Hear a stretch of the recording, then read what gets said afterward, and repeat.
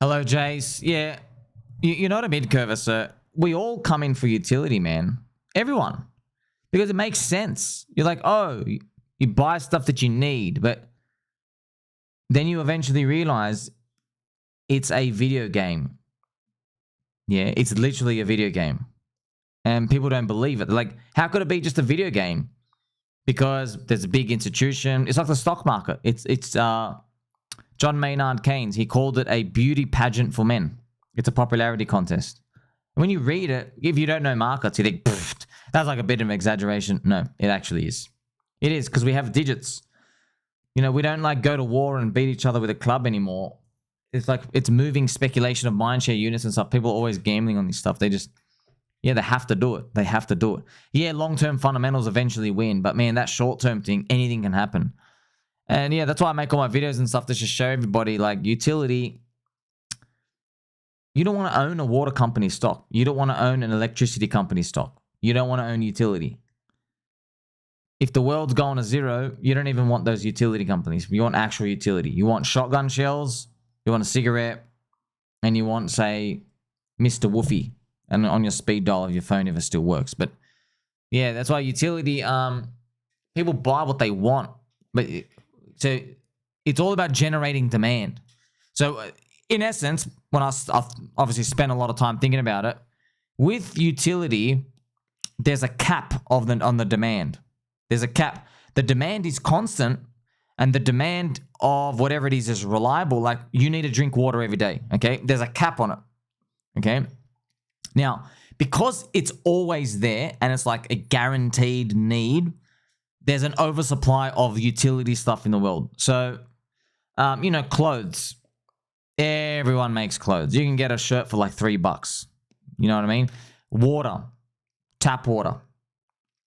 You get it? So anything with utility, there are a lot of people making supply for them. The juice of this world is the needs versus the wants ratio. Okay? So when people want stuff, okay, they want something so bad they think they need it. That's the juice. But you have to generate the demand. That's marketing. That's everything. By the way, America as a country also markets. How? It's got the stock market going up. That's marketing. It's, you know, you do well at the Olympics. The countries do a lot of things to market to the world that, hey, you know, we're worth staying. We're the greatest. Everyone does that. So in crypto, because it's a new asset class, we're not used to what marketing for a crypto is. We just call everybody a shiller. Like, it's just kind of funny to think about. Yeah, everyone's just shilling a bag, bro. Michael Saylor now owns over 1% of Bitcoin supply. He's just turbo shilling it all day. It's hilarious when you think about it. He bought a bunch of shit coins, and it's just his life mission is just shilling his bags. That's it. Now he dresses it up. This is immutable. This is a divine being. This is a divine intervention. I know we talk like that, but like, I'm gonna play some Pikachu in the Jungle music so we can mog him. Yeah, it's hilarious, bro. Actually, isn't it hilarious that that's what utility has come toward? That's what is happening in the world. Yeah, because as we become more civilized and globalized, and you know, there's more efficient ways of delivering food. All of these, just humans, we don't need to fight each other anymore. And you don't need gold as much. You don't need the shotgun sales as much. Crime is going down over time. We go and spend time in other things. This is one of the representations of that. So yeah, the big juice is generating demand. Utility stuff like a hammer. Remember, I always use the example in my videos of a hammer. A hammer versus a Louis Vuitton bag. They're literally 1,000x price difference. The hammer, $5. The Louis Vuitton bag, $5,000. The hammer, you can bash someone in the head with it. You can fix something with it. Okay, it's infinite utility almost. Louis Vuitton bag, no utility. Okay, but one's $5,000. It's literally 1,000x more expensive. It's because Louis Vuitton spent all this time and genius marketing to make you want it. You want it. That's what it is. Okay, and here's the thing, man. You don't want it, and I don't want it, but there are girls out there who want it. That's actually the most crazy part of demand. So it's like, it's concentrated utility, if you think about it. So with utility, everybody needs water. Everybody needs a tap water. Everyone needs to pay the electricity company. Okay, but with certain things in the world, when it comes to like an item out there, you know, Louis Vuitton bag, they concentrate their marketing on like on a demographic of people. You know, it's exactly what happens in crypto as well. Everyone out here, we're being concentrated. Okay, it's focusing on us because, like, Bitcoin, right? There are people out there, they're not going to pay $1 for it. They won't pay $1 for it. They literally place zero value on it. You and I in the game, we know Bitcoin's valuable, you know. But then again, look at the Louis Vuitton bag.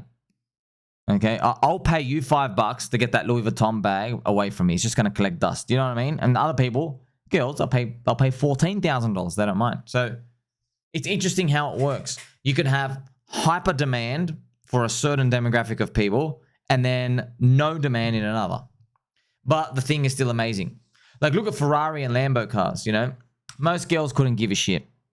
Okay?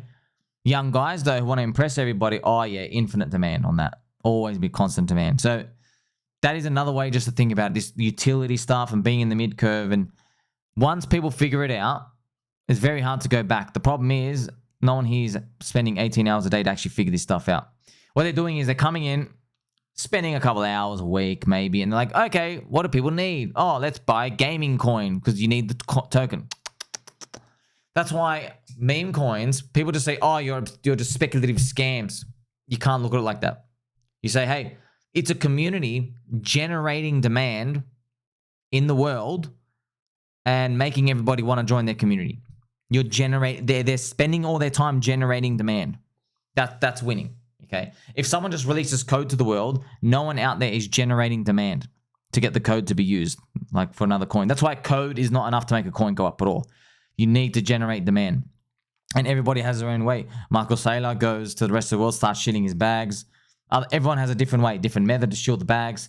Some people want to go, you know, to Wall Street. Some people want to go on TV, whatever it is. And you and I were obviously realizing poor people, you know, all these little Soylana Jeet kids and all that mentality of that type of person, they're coming in, they just want memes.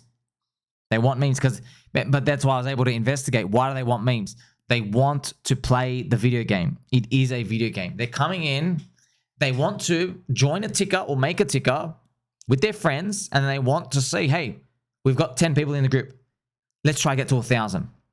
Let's make a Telegram group. Let's put a word on Twitter. Let's start making AI stuff. Let's make images. Let's try to recruit people into our vision. Yeah, that's the strong stuff. Okay, that's the entrepreneurial ones. The 1 out of 100 who are going to make it. They have that, you know, and that's how you win. Obviously, a lot of them are just TikTok generation kids that's jeeting out every 15 seconds. But the ones that are going to make it, they have that mentality. So that's where everyone eventually comes to the conclusion. The thing is, though, we figured it out early. We're long. People are going to figure this out eventually, but they'll figure it out probably next year at the tops, towards the tops. They'll realize that they were trading mindshare all along. That's what they'll realize. They'll realize, oh my gosh, decentralization means nothing. Litecoin's never going to do a 50x. Decentralization is literally just a meme.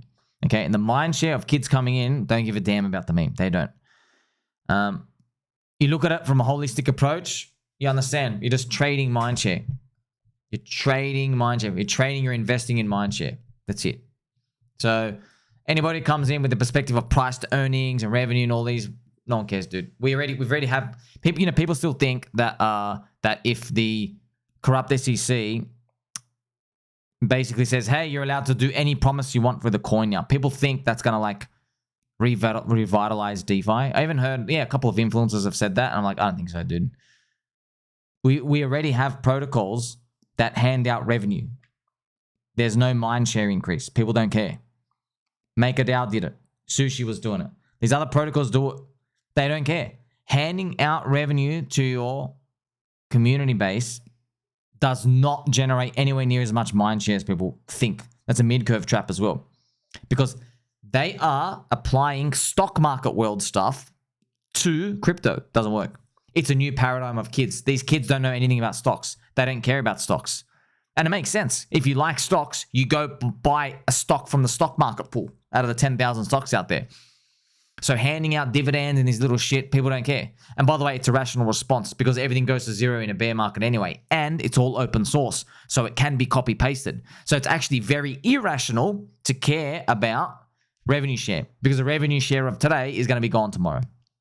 You see? Once you put it all together, you start to say, oh, wow, I'm just trading mindshare. Okay, now we've got to figure out, okay, How can we increase the odds that the mindshare we're participating in, how do we know it's not going to go away tomorrow? You know, that's why we have memes, communities, telegrams. You can see the numbers going up. People believe in something. You're having fun. You make a cult. Go from the meme to the cult to the religion. It's also helping if people on a cult chain as well. Everybody supports each other. That gives you the odds. You're stacking your odds now. They're going to be around longer rather than just like being in like Chinese zombie Joe Biden coin, which they do make stuff like that, and they just rug in 15 seconds. You know, now we can start to see the difference. So in a holistic approach, it all makes sense now, doesn't it? You're just trading mindshare.